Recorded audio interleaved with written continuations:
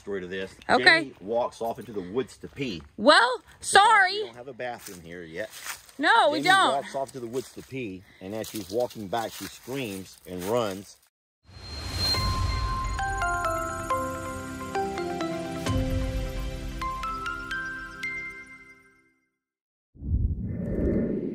Hey y'all, we are at Longhorn Lester's and we are having a debate because yes. There's no longer a debate, baby. It has been decided. It has been semi-voted on. And whereas last time the debate was solved by the folks, my employers have spoken. But we have a debate. What's the debate? Hold on. What's wrong with your ear? Baby. What's wrong with your ear? You're embarrassing me. Stop. What? Should I be concerned?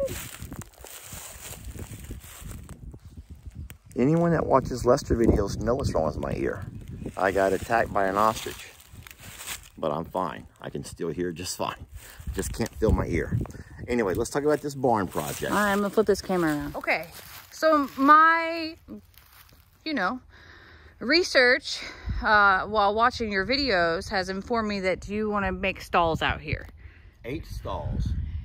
Which is weird because I thought we talked about like a wall going here and on 3 sides of this barn. Not so much. This would be a 10 by 10 stall. Here's another 10 by 10 stall. This is just scaffolding. I know that, but how are they going to get in there? They're going to walk right in, and this is as far as they can go. So scaffolding will not be here. They'll have walls on both sides, and you'll have a wall over here. So they will all have stalls, little half walls. Walls. Okay, so what happens with the middle then? That's great. This is the beauty of it. This middle over here, here will be my gate, so I can walk in, yet no one else has access into here. I can have my feed barrels, I can have my bales of hay, I can have equipment, tools that I need for this pasture. And so I can walk by. The cows will learn a routine like the horses do, that when I call them up, sir, they'll all come running, and guess what? They'll learn that this is where Tex goes. He'll learn his place. And Gracie might be over here, and Pearl might be over there. And so they'll learn their stalls, and that's real easy. So what I do is walk by and get me a scoop and come by and put a scoop right over into each of their stalls. But what about the wind? Jamie, so you keep trying to think that cows and horses are like humans. Cows and horses are conditioned to live in wind. We're giving them a luxury item here. Having a structure like this is a luxury item for cows and horses. If you think about all of the large farms, the ranches that you've seen across the country and around the world, they don't have barns for most of their cows and horses. I know. Maybe dairy farms because they need that area to do what they do. But these are our babies. Jamie, and look up. There are babies who will have protection from the heat of the day. The heat of the day. They'll have protection from the driving rain. I know, but aren't you just a little concerned? Like about, I say it because, okay, Jamie, this is obviously going to be closed, right? Hold on. So listen. So the strongest wind comes from this side. And that's the wind that, even around the house now, when some of the cows and horses don't go inside, they will sometimes want to stand somewhere where that north wind can't hit them. I know. That's the only worry, and so we have thought about that. So my biggest concern is, what if we were to leave it all open like we had talked about? You're right. We leave it open like we had talked about, yet either in the near future when we bring in some other longhorn, what if Santana does not want to allow her inside this barn? Or what if we have some kind of a bully? What if Tex decides to lay down at the entrance, and on that particular day, no one's coming in? And so sometimes animals can be that way with each other. So I think that for the betterment of the entire herd, they'll each have a particular stall they'll go to.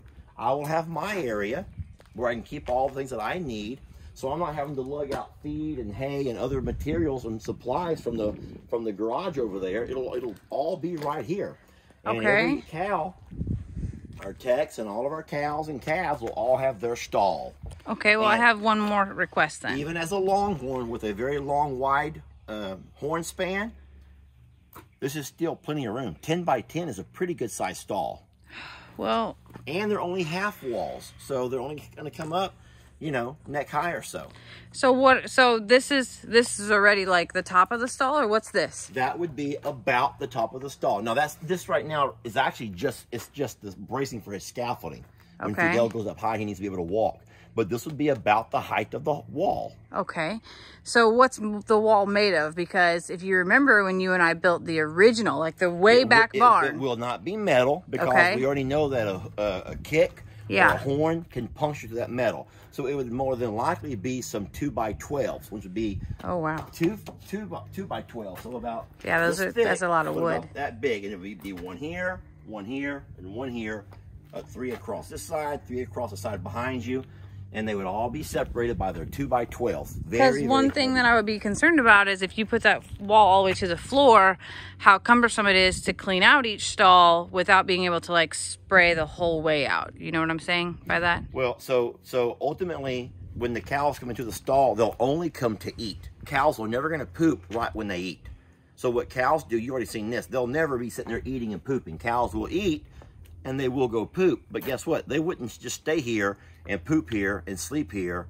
And if they do by some chance have an accident, then you do what you always do. You get your rake and you just rake it or you scoop it Well, right I out. get what you're saying. I just know that like we are pretty, we like to have a spring cleaning a couple times a year where we pressure wash things out. So I was mostly referring back to our horse stalls that if we would have redone that, if we would have had a little bit more knowledge, I guess these are lessons learned, that we just leave it open across the bottom so that it can be just one spray basically.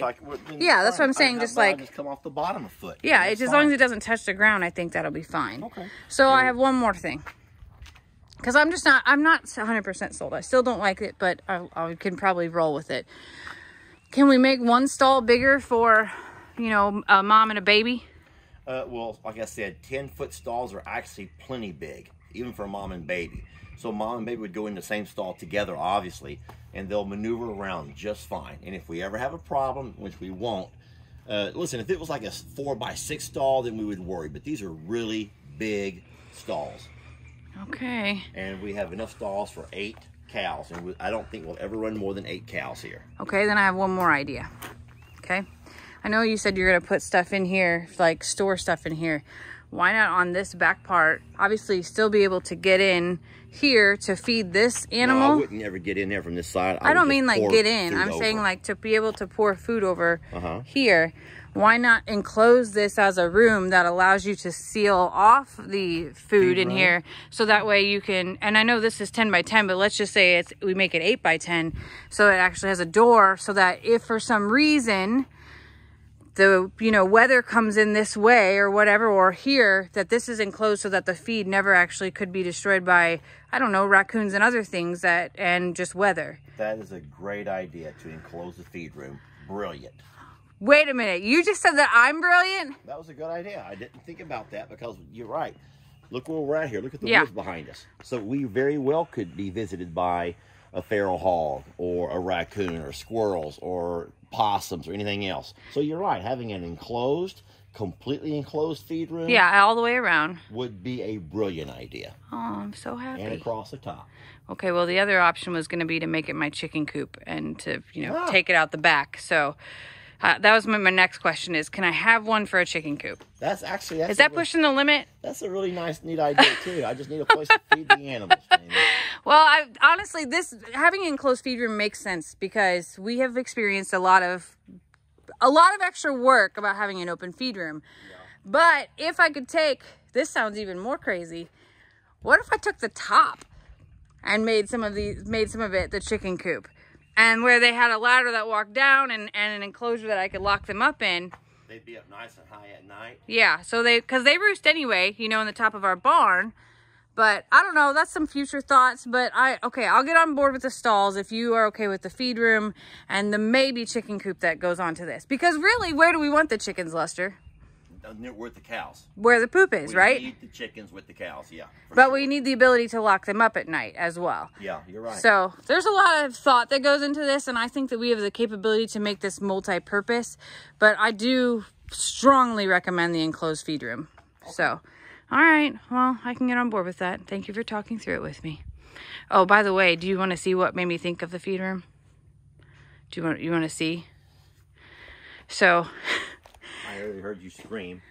So I'm going to give the backstory to this. Okay. Jamie walks off into the woods to pee. Well, sorry. We don't have a bathroom here yet. No, we don't. Jamie walks off to the woods to pee, and as she's walking back, she screams and runs. Well, because she notices something's been digging here in the dirt. They haven't been digging. Those look like two big old footprints, right? No, they're not footprints. They are where a snout of a wild hog has been. Okay, well, as you get this way, either that hog takes a little dig every single step that he or she makes, or they're a pretty dang big hog. Oh, look, this is your best spot over here. Look. This is your best spot over here. Yeah, look, 2 feet. See the tracks right there, and they've just been rooting. They just root. That's a hog foot. That's a heavy hog. That's a very heavy hog.